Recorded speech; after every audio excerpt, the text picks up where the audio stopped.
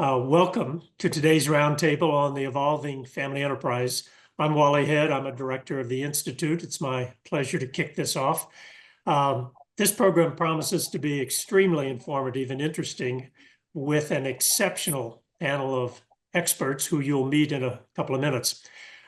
Before I introduce the moderator, however, I want to encourage you to register now for the Institute's 2024 symposium titled The Future of Family Wealth Advising, Positioning Your Firm for Success. It'll be held in New York City on November 14th. You can see an explanation of the symposium and you can register for it on the Institute's website. There's no charge for members of the Institute's community to attend in person or virtually, but I encourage you to be there in person. Okay, our moderator today, Pat Saldano, is a longtime friend of mine and one of the most active supporters of family enterprises on the planet. She is president of two organizations that serve the interests of family businesses and their owners, Family Enterprise USA and the Policy and Taxation Group. Pat travels the country giving speeches, and she travels the hallways of Congress, educating members and their staffs regarding the needs and the interests of family businesses. So there is no one more qualified than Pat to moderate this panel. Pat, take it away. Thanks so much, Wally. You're way too kind. I really appreciate it. So I too am very excited about this topic. Obviously, the name of our organization is Family Enterprise USA. We define it differently because we are family businesses, but that's the conversation we're going to have today.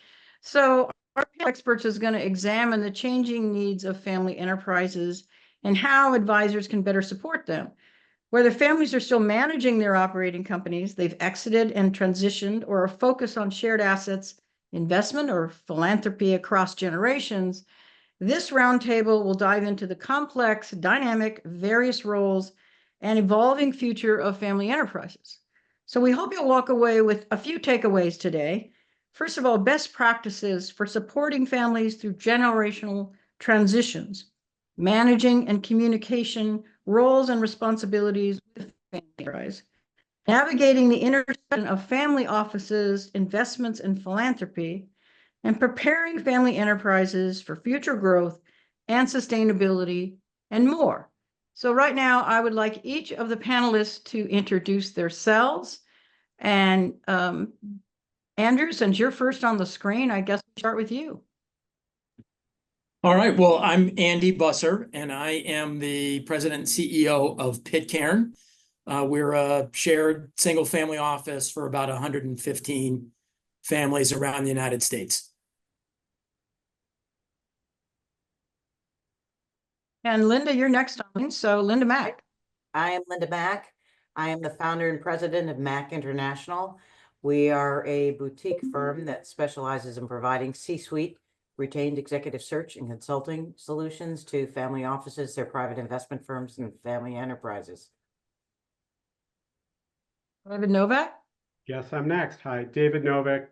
Great to be here this afternoon. Managing Director, PricewaterhouseCoopers, or PwC's Family Enterprise Advisory Services practice, focusing on family enterprises and the people that work with them. And last but not least, Michael Zerner. Hey, I'm used to always being last with my last name. Thanks, Pat. I'm Michael Zerner. I'm one of the managing partners at We Family Offices. We is an outsourced family office firm that serves about 110 families with a total of about 16 billion of collective wealth. And those families are located both in the United States and abroad. Thank you all. So now I'd like to turn it back to Wally so he can talk about the 10 domains of wealth. So this is going to be kind of the foundation for the discussion. As many of you know, a great deal of effort was invested by a team of probably 15 or 20 experts in various aspects of wealth management to document all the needs ultra high net worth families have as they use, maintain, retain, and beneficially apply their wealth. And the result, as many of you have seen in the past, are 10 domains, with the middle one being the family advisory relationships domain, which is how families interact with all their advisors, and then the 9 content domains being aligned around the outside. They're divided into 2 main categories: wealth creation and stewardship on the top, with the titles you would expect, and then the cultivation of family wealth being the 5 along the bottom part of the graphic. Within these, there are a number of subdomains. We use this structure to organize content in the resource library. Hopefully many of you, it'd be nice if all of you, but hopefully many of you have been in the library and found some very valuable resources. I think we're at 350 or 400 items in there now, and you can search with keywords and all sorts of ways. We don't have a family business domain because it was concluded that a family business or a family owning a family business has activities in all of the domains. And so the family enterprise topic actually touches all 9 of the content domains, as well as how the owners of family enterprise activities and entities interact with their advisors. So during the day, or during the roundtable, I imagine people will refer to different aspects of the 10 domains, but it's a good way to think about the aspects of wealth management that go into dealing with family enterprises. Thanks, Wally. I think that's very helpful. And personally, I don't think we can hear that enough times. I know a lot of thought and a lot of years went into creating those 10 domains. So really appreciate you sharing it with us over and over again. So we all thought it was appropriate to start this roundtable talking about the evolving family enterprise with the definition of family enterprise by the Institute. So I'm going to go ahead and read that to you. The definition is a wide range of jointly or affiliated entities, activities, and family members connected to a financially successful family-owned or controlled enterprise. These include both total financial capital of the family and the non-financial aspects related to the family relationships, governance activities, philanthropic endeavors, and learning activities of the family. The term enterprise carries some degree of confusion, I don't know, in the industry, being defined differently by different groups, but its roots are really, they lie in the early family business consulting world, which partly oriented in family business schools and therefore maintain an emphasis on the family having an operating business or a business. However, there is no clear one definition for a family enterprise, but there's a lot of working definitions. And so that's really what we're going to talk about today. And I'm going to have each of the panelists go around and give their definition of a family enterprise. But if you'll allow me, I'm going to start first with my very simple and general definition of a family enterprise. I believe a family enterprise is an economic venture enterprise group in which 2 or more members of a family or family group have an interest in ownership and the continuation of that enterprise. A family enterprise is more than a family business, as it comprises the holistic dimensions of the family unit together with all aspects of the family wealth, including the operating business, the family office, family financial assets, real estate, heirloom assets, family foundation, and giving, and so much, much more. So with that as a start, those 2 definitions, I would now like to turn it over to the panelists to ask them to tell us each of their definitions. And I guess I'm going to start with you, David, because you're first on my screen. That's great. Love being first on the screen. Thanks, Pat. So first of all, coming from the background that I work with multiple families and various enterprises, I think that my starting point is really starting with the family, because frankly, different individuals have different definitions as to what encompasses their family enterprise. It's potentially a situation where the family has sold off an operating business, is no longer there, and they are investing through a family office or otherwise. So we like to think of it as, and we call this owner's agenda, which on the yellow side, I'll call it, is managing the ownership. So that is the family aspect of things. And simply put, and we'll quickly get into more wealth, governance, purpose and value and continuity, those things that tie the family together. And the other side is the managing business side, all those things that go into a business, profitability, talent, capital, strategy. And again, it's the combination of these. And just quickly, I'll show 2 slides just so you get a feel, and you will have access to these. It's incumbent when dealing with the family and their businesses to really look at all the different potential aspects. And this lays out many different things under each of these areas. Not that every family is going to touch on these or need to touch on these, but it's important when you meet with a family and when you discuss things to really think these through and have conversations. Again, there's just so many different areas that you focus on, and it's that ability to bring the family together, the business leaders, the family leaders that aren't involved in business, but maybe overseeing other aspects of the family, to discuss and have open communication around these that, to me, forms the family enterprise. Thanks, David. So Andy, since you're on my screen next, I'd ask you to go next. And I would also, if we'd like this to be interactive as we've discussed, and so if anyone would like to comment on someone else's definition, please feel free to do so. And we're happy to take questions from the chat. I'm going to ask Chloe to help me manage that. Yeah, I mean, my definition, I think, Pat, you and David, you've covered a lot there, and that feels really comfortable to me. The one thing I would say is there are lots of financial and operating components to a family enterprise, for sure.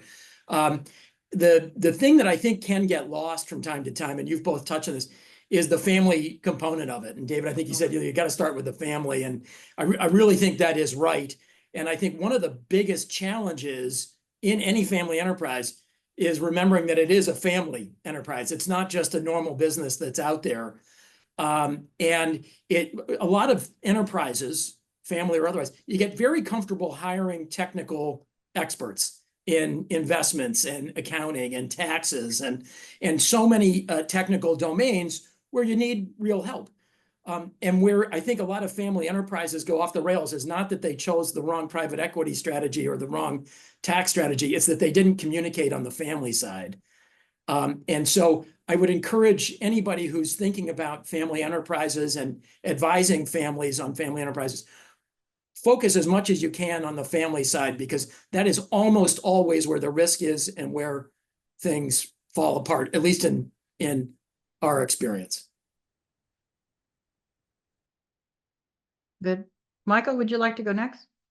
Sure. I really think, Pat, the way you and David and Andy described it, I don't really have much to add to that definition. I'm in complete agreement. I think what the perspective that I'd like to add to the conversation is that what I think is important is that when we think about family enterprises, obviously, as you've all said, we think about more than just the business, right? It's really systemic. It's a system of different entities and people and value sets and objectives, and they all come together to form the enterprise. And by the way, right, family enterprises are all quite different, with different mixes of different types of assets underneath and entities underneath.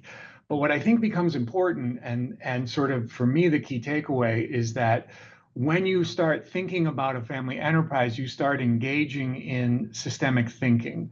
You start engaging in enterprise thinking. You start thinking about how I need to understand all of the pieces and each piece in their own dimension.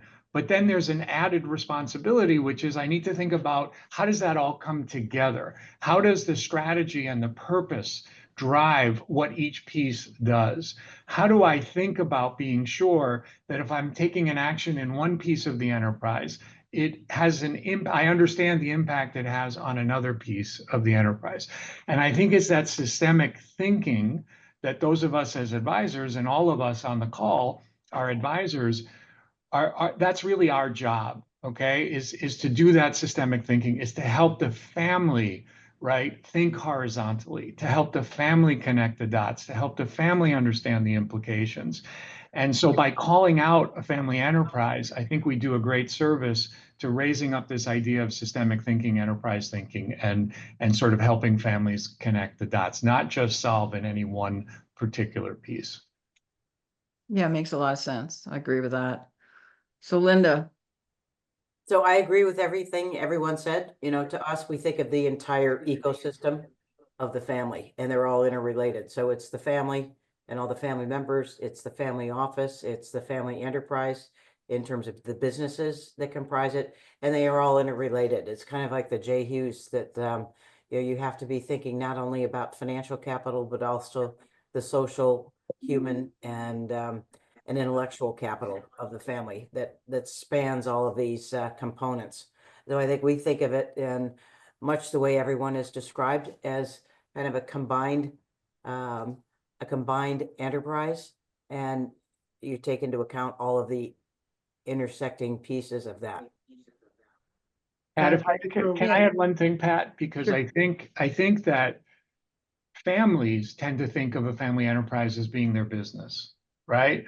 We as advisors, right, everything we've all talked about is trying to help the family think more broadly about what an enterprise is, and it's not just the business. But I think there's a really important link and advantage that we can build on to help the families, which is if they have experience with and are comfortable with an operating business that is an enterprise, they have a series of skills, right, around running that business, which starts with defining a strategy, which thinks about governance, which is looking at costs, which is thinking about the ecosystem of vendors and providers, which is thinking about talent, right, and who's in what roles. I mean, there's a whole series. It's about thinking about having a P&L, right, having management information systems.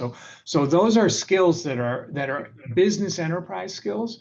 But I think if we can help the families go one step up and take those same skills that they naturally think about in the family business and apply it more broadly to the family enterprise, it can be very effective because they start from a position of having a set of competencies that they may be comfortable with, as opposed to saying, oh my God, how do I deal with a family enterprise? I don't have any skills to deal with that. Well, in fact, you do. It's just a translation of those skills from your family company a little bit larger to your family enterprise. Pat, I can I think add that's a one really more thing to important that? point, Michael. We in our businesses through Family Enterprise USA, we don't have many that are being able to do that yet. And I do think they have to have the enterprise, which means they tend to be a larger family business that's evolved to the point that they need all of the other aspects of the family enterprise, not just the family business anymore. So, David, I think you were going to say something. Yeah, I was just going to add on, especially where you get a number of generations down the line, you now have, if you still have an operating business, some family members likely from certain branches that are involved in the business. Other family members may not be involved at all. It's this key part of where an advisor can assist with the governance aspects, making sure there's open lines of communication, because you often get to a point where those people involved in the business, other family members, can start questioning the information that's coming back to them and whether they're still part of things. So it's this understanding of having effective ways to communicate, to share information, and to really do what the family as a whole wants with respect to those enterprises that they're running.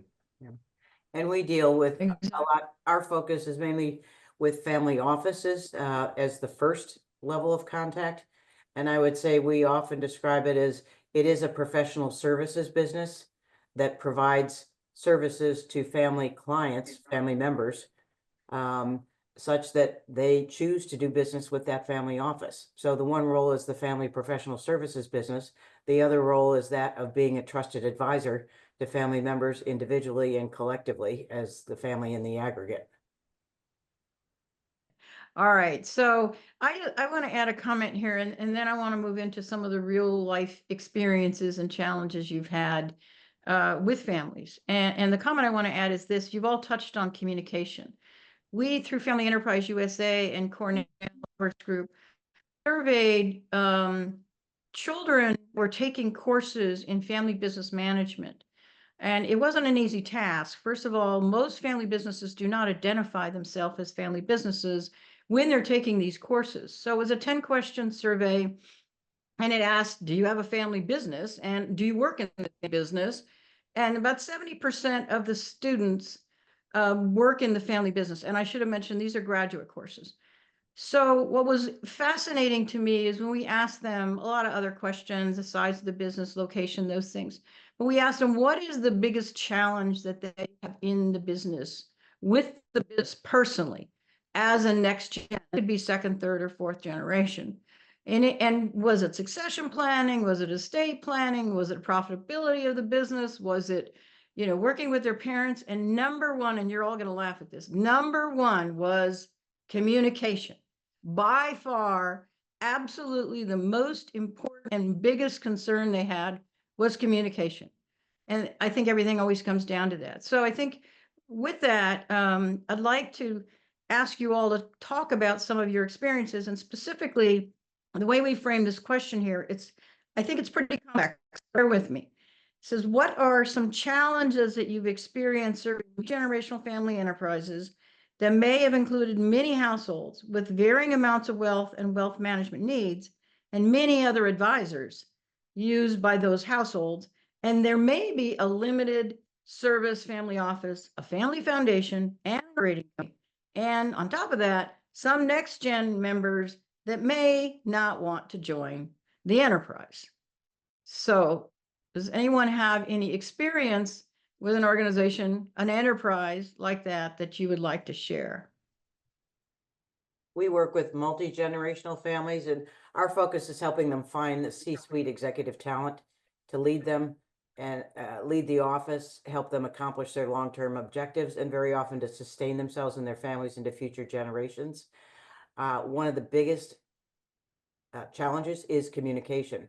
It's communication between family members. That could be siblings, could be cousins. It's communication between branches in families where there may be a lot of disparate situations. It's communication between generations. And unless people are communicating, and that's where, from our standpoint, one of the biggest roles of the leader of the family office is to facilitate the communication. In the absence of it, you wind up with some very challenging, if not destructive, dynamics that can take place over time. And the longer they go, the harder they are to repair. And this is where you've seen many families, when they decide to split up, when the principal dies or something, the glue that held it together, the family members split up and go separate directions. So communication is critical from our perspective to long-term success if the family chooses to remain together. Pat, I think that to me, the issue that underlies what I've seen across many families over my career is that one of the biggest parts of the communication, it gets expressed as communication, right? That's the challenge. But if you dig a little deeper underneath that, what I sometimes find is that it's because the implicit hasn't been made explicit. In other words, one generation has a very specific goal, vision, strategy, direction it wants to get to and accomplish, but that's never been articulated to the rest of the family. And so there's a whole series of things that are driving one decision maker's decisions around the family enterprise. And all the other family members are sort of watching that, but not really understanding why certain decisions are being made, right? And it's because in his or her head, that decision maker has a very clear rubric for what, how they're making decisions. But there's never been an explicit conversation about what that is. And then secondly, there's never been a conversation about, do other people in the family have a different sort of direction, right? Have a different rubric. I think there are oftentimes, one of the things that's very implicit but not explicit are things like communication styles, values, right? Things that drive how people make decisions, things that drive how people act. And one of the most powerful things that I've seen in enterprises is that if you can make people's values, decision-making styles, communication styles, if you can make those more explicit, and what each family member can understand, oh, okay, so you're behaving this way because you believe X, or you're communicating this way because that's how you think, right? But that's not how I think, right? I'm a very top-down thinker, and you're a very bottoms-up thinker. And so making all of that explicit, the ahas that I've seen, right, working with families, when that stuff gets put on the table, it's like clarifying, right? And it's very breakthrough, breakthrough kind of thinking. And I think, again, as advisors, sometimes we get caught up in the day-to-day. And if we could just slow down, step back and say, hey, wait a minute, how do I make what I think is implicit here explicit? I think that can go a very long way to helping families navigate, their enterprises through some of these challenges. Yeah, I think that's an excellent point. Did others want to comment? Andy and I are going off and on, but I'm now on, so I'll go. Following on what you said, Michael, the implicit, explicit, one thing that I've dealt with a number of times actually recently with multi-generational families is the concept that one branch that may be more involved in the business has passed down to their children a really good idea as to what is required if you're going to seek a position ultimately in leadership with the business. Yet other branches, though an individual may not be, the parent may not be involved in the business, and they don't share that information. It goes to the standpoint of, again, communication and having governance frameworks in place to make sure that, frankly, you put everyone on an equal plane. Because if you don't, if you just rely on someone to pass the information down and you, as the leader, assume that that's going down, I found that almost 9 times out of 10, it's not. And that then leads to a void of information, and almost invariably, where there's a void of information, it gets filled in with information which frankly isn't very positive. You always think someone is trying to take advantage of you. So laying these things out, and as an advisor, starting from where the family wants to go, and that means everyone sitting down, having open conversations, and figuring this out is a great place to begin. Yeah, well, and David, that's so right. And one of the biggest challenges here is that a lot of people consider themselves great communicators, but most of us sitting in a room might not agree with them. And part of that is because if you just think about humanity, forget whether you're in a family enterprise or not, it's a lot easier to talk than it is to listen. And I mean, really listen and really understand what somebody else is saying and maybe even why. And I think particularly when you're in a meeting where there are complicated issues at hand, could be complicated operating issues in a business, could be complicated investment issues or tax issues. The technical expertise comes in, and there's nothing a technician loves more than to be asked a technical question and go on for half an hour to make sure you understand how smart they are. And the problem is that is how you disengage a family. And I think there's a golden opportunity here for any of us who are advisors to families to be great listeners in the room with those families and make sure that we're capturing with those family members as many points of view as there really are around the table.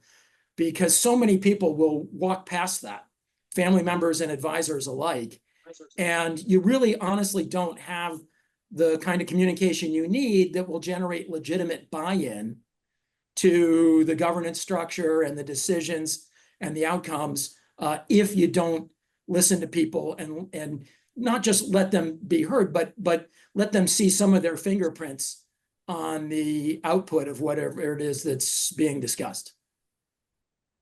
Well, and I think all of you have been working with family enterprises for a long time, but I think you should be aware that to some people and some family businesses, it's a new concept. And what I'd like to do is to kind of go back to, or maybe ahead to your experiences, because I think it would be helpful for everybody on the call to hear real life experiences. Okay, I had this particular family or situation, and they were either evolving to a family enterprise, or they didn't know that they needed to be a family enterprise. They didn't know what that meant. And talk to us a little bit about those experiences. And if you can, let's first share what were the challenges going into those situations. I think that would be helpful, again, to have some kind of hands-on real life experiences. And I'm happy to kick off with that and share a story about a family I've been working with for more than 10 years. but there's a broader point I want to make, and then I'll fill in the specifics, and I'll do it quickly, I promise. But the broader point is that I think many of us, as actually our industry and you know, folks like Jim Grubman, right, and others in the Institute have been leaders in sort of bringing this point out, which is that I think our industry suffers from a really big issue, which is that we define success and failure, and we define success and failure as success equals staying together, failure equals coming apart. Okay, and then everything starts from how do you stay together and how do you avoid coming apart. And I think that does a great disservice to families, because I'm not sure that there is a right answer for every family.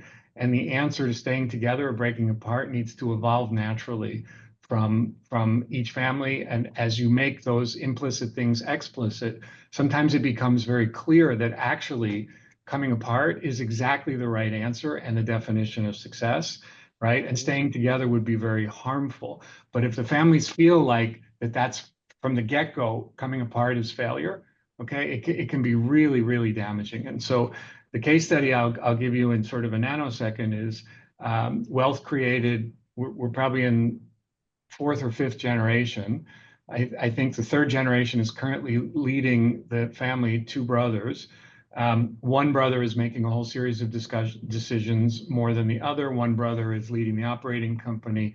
And they have, you know, the usual health issues, and there's a scare.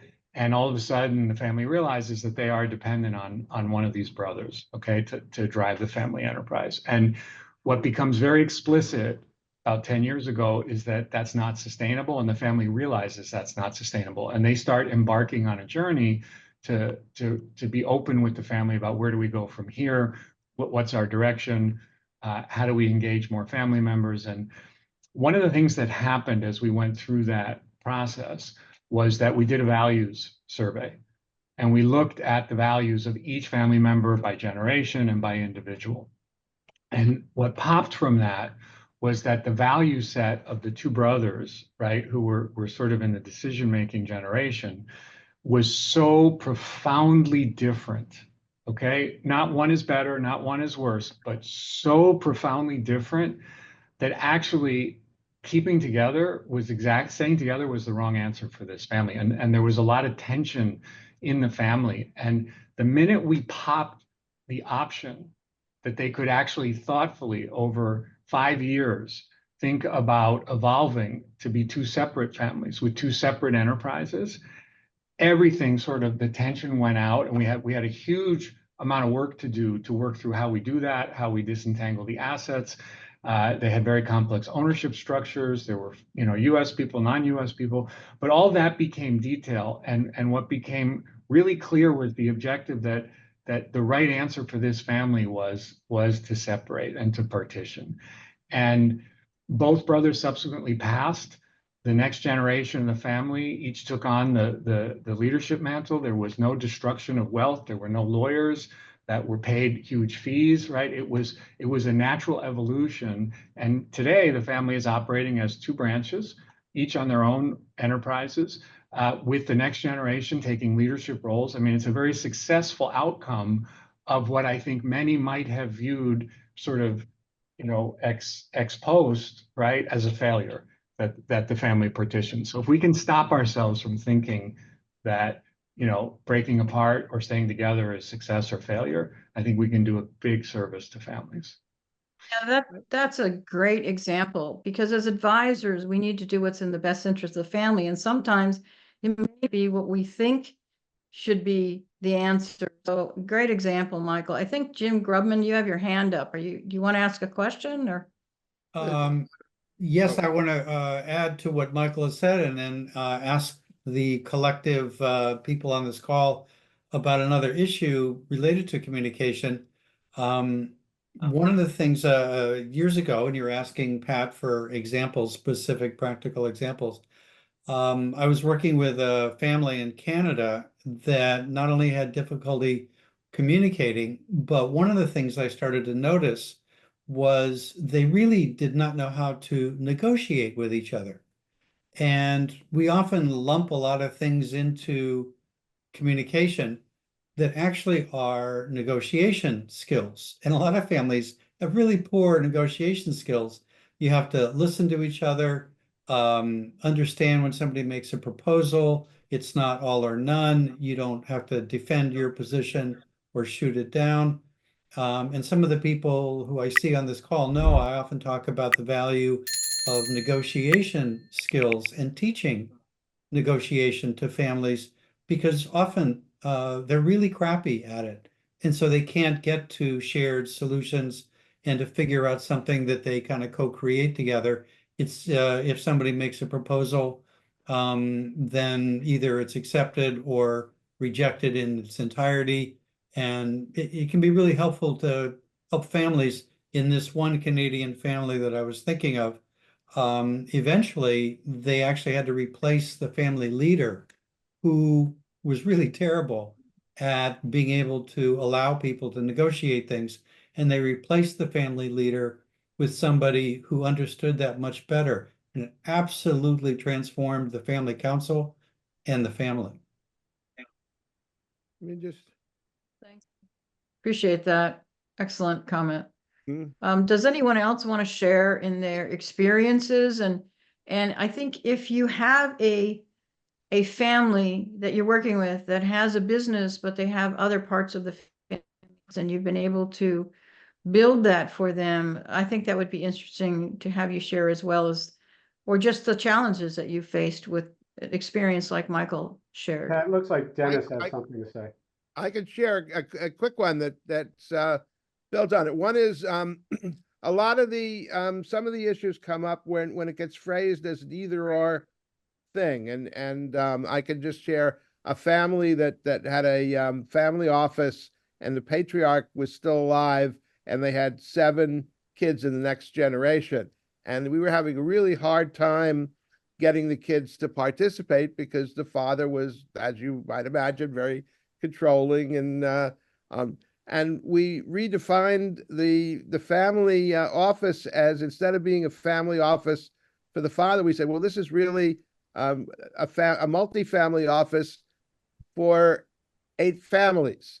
And when we did that, and we said each of the 8 kids has their own balance sheet and their own privacy around it, and we also have a big shared investments, and it was a real breakthrough to be part of a multifamily office because it really enshrined the fact that there is some privacy for each of the next generation, even though the majority of the wealth is in the fathers. The other thing I just wanted to say is this is so reminiscent as a therapist of the when couples therapists were always trying to save the marriage, and we were you'd always be, the therapist would be in favor of the marriage, and some marriages are just not meant to last. And with the families, by saying, is there a reason for you being together, or are there some things you want to pursue, and you can still do some things together, but as in this example, you can go your own way and have a both and situation. Thanks, And I would Dennis. just add on to that's yeah, it's not a one or the other. There's a lot of blended in the middle. Whenever we start working with a family, we really start with how have they evolved to where they are today, and then look to the future in terms of where do they want to go in the future? What's the vision and the long-term objectives for the future? And then how do you get from here to there? And we have found that in some families, the purpose of the family office is simply to get the economies of scale from an investment and a tax standpoint. And the rest, they will all do independently and individually. So, again, back to some of the other comments that were made by everyone, there's no good or bad or right or wrong, so to speak. The point is, it's really thinking through what's going to be the right solution for the family. And we've also seen families that some have grown apart and then they've come back together again in another generation. So it's not necessarily a one-shot kind of a thing. Families evolve over time. We've seen situations where siblings at one generation are very, have a lot of difficulties, let's say, staying together, but the next gens really want to be together. So there are a lot of different variations on the theme, but I think the common thread is it's really going back to that open conversation about how they evolved to where they are today. where do they want to go in the future and how can they most effectively get there? Pat, So I all of can- you on the call, yeah, I was going to say you're all very experienced, sage advisors. You've been in the industry a long time. You understand not only these concepts, but you've had incredible experience with numerous families and family enterprises.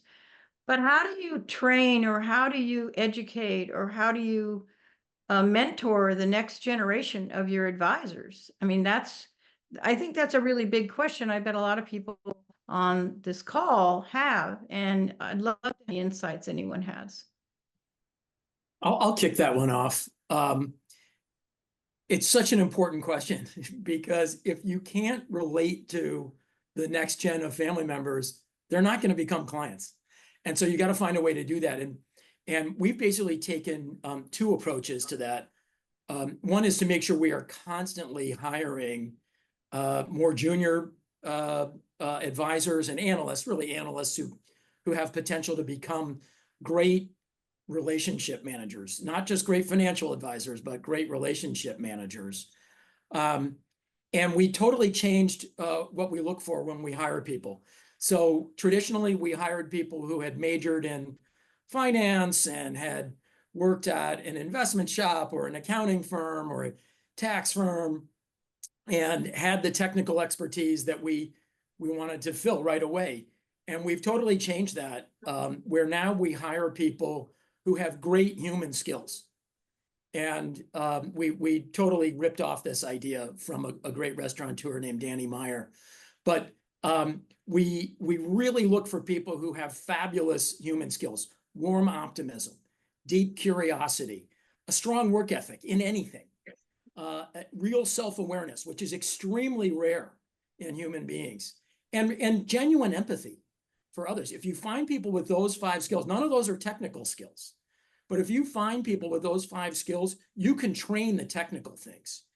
And I think the chances of building great relationships with current family members, rising gen family members, goes way up. And the chances that you can help those rising gens feel more empowered in the discussion goes way up as well. It's a hard concept for a lot of people to think, because we need investment people, we need tax people, we need accountants, we need people who can be sharp trustees, and that is all true. But if you think about it, none of us were born with any of those skills. We learned them along the way. But you can't really train somebody to be a warm optimist, or you can tell somebody they need to be more curious, but it doesn't mean that Sunday morning they're going to pick up a book and start reading deeply, or go down some rabbit hole on perplexity about some deep issue. So finding people, I would just encourage us, find people who have natural skills that can then be developed into technical skills. I think you'll do really well with those rising gens. I think Andy makes a great point. I will also say that the Ultra High Net Worth Institute is really focused on this. This is an area that I would think we all would agree as practitioners is lacking, that there's just not a great way, and there aren't great ways to help educate young people that are looking to grow in this area. Yes, on the technical skills, but as Andy said, there's a lot more to this. I mean, owning a business is one of the most difficult things out there. It's like multi-dimensional chess.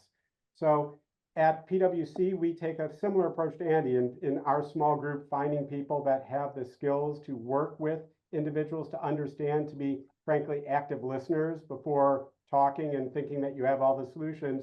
And then we add on to that by having a program that we've developed through the John Ward Center for Family Enterprises to assist in educating those people. But it is one of the most important things is to actually work with the family members. Too many people come in and think that they just have the answer and they can take a cookie cutter approach and lay it down on a family. It doesn't work. I'm so glad to hear you both say that, because all my decades in this industry, I used to say, I need to hire somebody who just cares, who's a really caring person. You guys have articulated so much better. So I've got to ask, how do you think we're doing as an industry? I'm glad the Institute's focusing on it because we absolutely need to, but how do you think the industry's doing on hiring these people that have this amazing human capital? I think it's hard, Pat, because, one of the implications of what we're talking about for the industry is that these are really not skills that can be trained. There's lots of things that can be trained, okay? And in particular, sales skills can be trained, and that can be scaled up, right?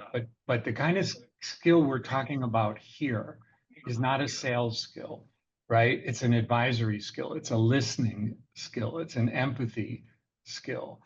And certainly in my experience, the way I developed those skills was by working alongside for year after year after year, right? People who were much better at it than I am, okay, and learning from them, right? And Mel Lagomasino is like number one, and I've worked side by side with her for 20 plus years, okay? And she taught me, okay? And now one of the things that I'm thinking about is how am I teaching, right, people in our firm, the next generation? But the implication is it's really not scalable, right? Could I see us doing that with hundreds and hundreds and hundreds of people? I don't think so. Okay. I mean, we have 60 people in our firm, right? We grow by a few every year. By the way, one of the managing partners of the firm interviews every entry level hire. Okay. Not at the beginning of the process, but at the end. Because what we're looking for are those other skills that are the differentiating and defining skills that Andy and David are talking about. And you know, if 10 people get through sort of the rest of the process and people have assessed their technical skills and their backgrounds and all this other stuff, maybe 2 or 3 get through that last screen, right, with the 3 of us, because we're looking for something entirely different. And anyway, I think it's very hard, Pat, and I don't think it's really scalable. And if somebody has figured out a way to make it scalable, please enlighten us. But it also means that we can't expect that our firms are going to grow, right, by leaps and bounds and become the size of these big financial institutions. It's just a different business, and it takes time to do it. Yeah, Linda, you probably get confronted this every day, right? You understand this so well when you're recruiting and hiring for these enterprises. You want to talk about it? Yeah, I think there's a saying in the search, certainly in our work with families, that when we do a search, finding someone who has the requisite skills and experience to be able to do the job, as many have said, the technical side of it, that's very important, but it's just the first step. As we say, 95% of every search we do is culture fit. And that culture fit is a combination of many, many different dimensions. It is, you know, a lot of the things that Andy was saying. It's values, it's philosophies, it's communication style, it's decision-making style, it's leadership style, it's relationship style. It's a whole lot of things. But if that dimension is not directly aligned, it'll never work. As we've always said, hire the person as a consultant, but never hire someone unless they're really aligned and a culture fit, because it will never, ever work out. So it's extremely important. I also agree with Michael. It takes a lot of time and mentoring. It's one of the things I get concerned about in the hybrid work environment where people are talking over Zoom and not in person, that, you know, if you're not spending time, you know, the business of working with and advising families is a very, very personal business. And at the end of the day, it's about asking great questions. It's about building trust and rapport such that the person will open up and really talk with you about the things that they're trying to solve for. So you have an opportunity to help them. But, you know, that's one of the things I worry about in the hybrid environment is that without that face-to-face, real human eye-to-eye contact, it becomes more challenging. And in terms of training advisors, I think that's a big challenge these days, is having the time and the mentoring and so forth with the senior people to be able to teach and inspire them in those ways. And I would ask David and Andy to elaborate a little bit more on what tools as a firm you're using to find these individuals or to hire these individuals with this kind of human capital that you need. And maybe you could also address, because it's what everyone's talking about, how the next gen impacts that. So we know particularly the 18 to 29-year-olds are very unique, and most generations are unique, but they have unique challenges and ideas, and we have to, we say in our space, we have to learn how to speak that language. If we're going to ask them questions around policy, we have to learn how to talk their language and communicate to them in their way. So we need to do that in everything we do, but certainly when we're working with our enterprise families and our family businesses. So maybe both of you could comment on that. Sure. I mean, a lot of the way that we find the kind of people we're looking for are through the people who already work for us. And an endorsement from somebody who's a really high quality person, not just a high quality investor or accountant, but a really high quality person, that goes a very long way, and it has a very positive impact on the culture.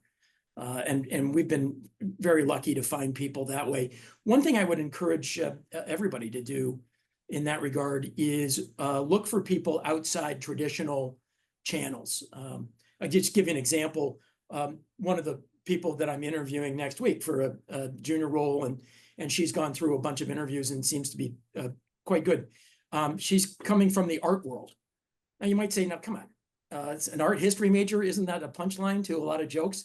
But the reality is, first of all, art history is super hard for anybody who's attempted it. But this is somebody who's used to complex issues, who's used to a lot of nuance, who's used to dealing with wealthy families on emotional issues, and also happens to have a reasonable facility with numbers. But I put that last because it's almost the least important thing relative to all those others. And so I would encourage you to reach out through the people that have the characteristics you want most, not just the training that you want most. And Pat, you asked about what do we do for training. We do offer a lot of technical training for people. And sometimes people say, "Oh, Kat, that's so expensive. How can you afford to train people on all these technical things?"